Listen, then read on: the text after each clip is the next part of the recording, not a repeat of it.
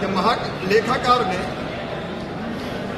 ये 2018 से 2021 के बीच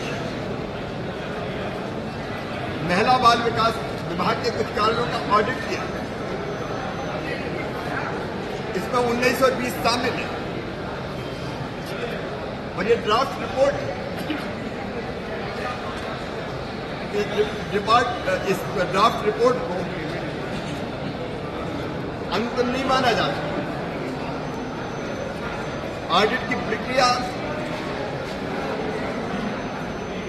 कांग्रेस के मित्र भी जानते होंगे। हर विभाग का ऑडिट होता है हर साल। ऑडिटर की टीमें आती है, वो ऑडिट करने के बाद अपने ऑब्जर्वेशंस ड्राफ्ट की रिपोर्ट के रूप में विभाग के पास भेजती है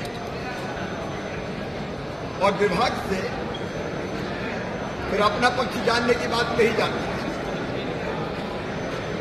हमें आज इसके विस्तार में नहीं जाना चाहते। अभी ड्राफ्ट रिपोर्ट आई है, विभाग जवाब दे रहा है,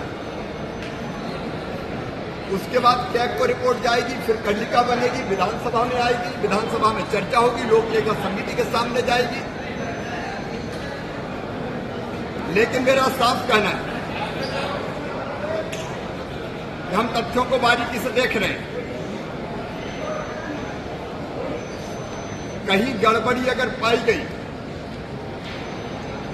तो हम सख्त कार्रवाई करेंगे। और अभी हमने कतिपय अनियमितताओं के खिलाफ 104 लोगों के खिलाफ कार्रवाई की है। 6 को हमने नौकरी के बाहर निकाला, लगभग 24 के खिलाफ निलंबन की कार्रवाई की, कई के खिलाफ विभागीय जांच चल रही है। भारतीय जनता पार्टी की सरकार अगर कहीं अनियमितता है तो उसको छोड़ेगी नहीं किसी भी कीमत पर। लेकिन कांग्रेस ने क्या किया इस रिपोर्ट में, तो टेक होम राशन के परिवहन में ये वाहन, स्कूटर, मोटरसाइकिल, कार और ऑटो रिक्शा, ये उनके कार्यकाल के भी नंबर सहित मेरे पास, हम उसकी भी जांच कर रहे हैं। गुणवत्ता में जो टेक होम राशन अमानक स्तर का पाया गया था, वो कांग्रेस के शासनकाल का है, जिसका हमने 36 करोड़ रुपए पेमेंट रोका हुआ है। जितनी भी क्षमता से अधिक टेक होम राशन के उत्पादन से लेके अलग अलग विषय हैं, वो इनके कार्यकाल के भी। सबकी सभी तथ्यों की हम बारीकी से जांच कर रहे हैं और उसके आधार पर अंतिम कार्रवाई होगी। इसके पहले ये भारतीय जनता पार्टी की सरकार, जिसने 2018 में यह तय किया था हम राशन की पोषण आहार की व्यवस्था को, टेक होम राशन की व्यवस्था को महिला स्व सहायता संघ के समूह के महासंघों को देंगे। 2018 में कैबिनेट का फैसला हुआ, 7 पोषण आहार संयंत्र बनाने का फैसला हमने किया।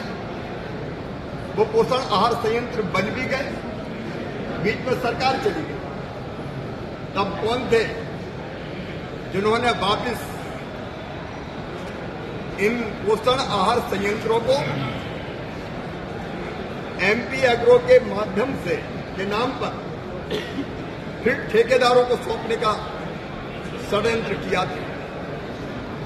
आगे गौरी सिंह ने क्यों इस्तीफा दिया और इन्हें कैबिनेट का फैसला करके एमपी एग्रो को सौंप भी दिया? लेकिन जब भारतीय जनता पार्टी की सरकार फिर से आई, हमने ये पोषण आहार संयंत्र फिर से महिला स्व सहायता समूहों को सौंपे, वो इनको चलाए। और केवल इतने नहीं, शहरों में भी लगभग 200 ठेकेदार थे जो पका हुआ भोजन बना के सप्लाई करते हैं, उसको भी वापस लेके उनसे हमने महिला स्व सहायता समूहों को